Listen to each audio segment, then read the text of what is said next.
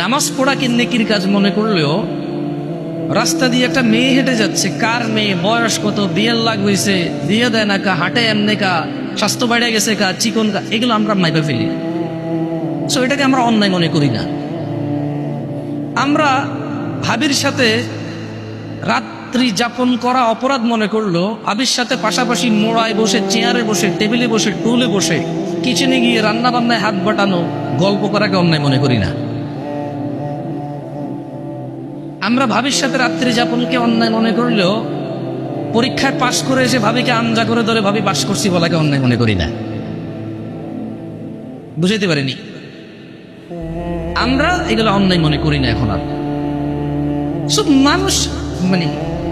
মানুষ চেঞ্জ হয়েছে। এখানে আবার ইবাদত মানুষ ভিন্নভাবে নিয়ে নিছে। এক গ্রুপ মনে করতেছে যে এটা বড় লোকের, আরেক গ্রুপ মনে করতেছে এটা গরিবের। ইবাদতকেও তারতম্য নিয়ে চলে আসছে। মানে যখন আপনি এর আসলে ডিফারেন্ট উদাহরণ দেওয়া যেতে পারে, তবে এটা একটু খারাপের দিকেও চলে যেতে পারে, আপনারা মাইন্ডও নিতে পারেন। এটাকে আমি লিভ করলাম। এমনিতে আমার এই দেশের কথাবার্তা বলার আন্দাজ ভালো না। আমি এখানকার বিহেভিয়র, এখানকার যে ন্যাচারাল বিহেভিয়র আছে, বাচ্চাদের যে আদব কায়দা আছে, মানে আমাদের এলাকাকৃত আর কি, আমি বলবো না যে আমি বেয়াদব, এটা বলবো না, তবে আঞ্চলিক আদব আমার ভিতরে কম। তো এই জন্য চেষ্টা করতেছি অনেক কিছু বলা থেকে নিরত থাকতে। তো মানুষ ইবাদত করে জান্নাতের জন্য, মানুষ অপরাধ থেকে দূরে থাকে জাহান্নাম থেকে বাঁচার জন্য। কিছু মানুষের মাথায় এটা ঢুকে গেছে, সারাদিন ইবাদত করলে হবে, পয়সা করেও কামাই করতে হবে। এটা কখন বলে সে জানেন? যখন তাকে বলে 5 ওয়াক্ত নামাজ পড়তে, তার কাছে তখন একটা যুক্তি আসে কি, সারাদিন আল্লাহ আল্লাহ করতে, আল্লাহ কিন্তু বলে নাই তুমি কাজকর্ম করতে হবে, হালাল রুজি করে, এটা ওটাই ইবাদত। আমরা রিক্সা চালাই খাই, ভ্যান চালাই খাই, এটার চেয়ে বড় ইবাদত আর কি আছে? এইটাও সারাদিনের সাথে তুলনা করলো কখন, যখন ওকে সালাত আদায় করতে বললো, সালাত আদায় করলো, একটু ইসলামিক একটা প্রোগ্রাম হচ্ছে, 2-4টা দিন নিয়ে কথা হচ্ছে, হারাম হালাল নিয়ে কথা হচ্ছে, সেপারেশন হচ্ছে, তখন ওকে বললো এটা বলবে। হ্যাঁ, আপনি সারাদিন বেকার থাকেন, এই একটু সপ্তাহে 2টা হালাকা, 2টা ইসলামিক প্রোগ্রাম আপনি অ্যাটেন্ড করেন শেখার জন্য।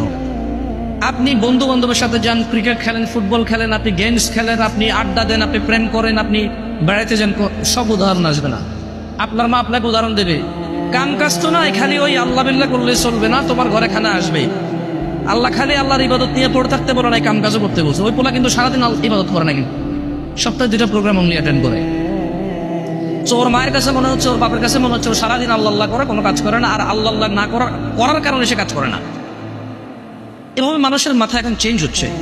মানুষ অনেক আগ থেকে এগুলো বলা শুরু করছে যে সারাদিন আল্লাহ আল্লাহ করলে চলবে না, কি করতে হবে, কাজকর্ম করতে হবে। আমি ওদেরকে বলতে চাই, কোনো মানুষ ফজরের নামাজ পড়ে যদি কাজকর্মে লেগে যায়, হালাল ওইটাই আল্লাহ আল্লাহ করা। সুবহানাল্লাহ বলা ইবাদত, আলহামদুলিল্লাহ বলা ইবাদত, আস্তাগফিরুল্লাহ বলা ইবাদত, 2 রাকাত নফল সালাত পড়া ইবাদত, 2 টাকা সাদকা করা ইবাদত। ওই ফজরের সালাত আদায় করে হালাল কর্মে গেলে ওইটাও ইবাদত। সো ইটস ইবাদত। আমার মূল টার্গেট হওয়া উচিত ইবাদত। কি আমার মূল টার্গেট হওয়া উচিত? কি? ইবাদত। কেন?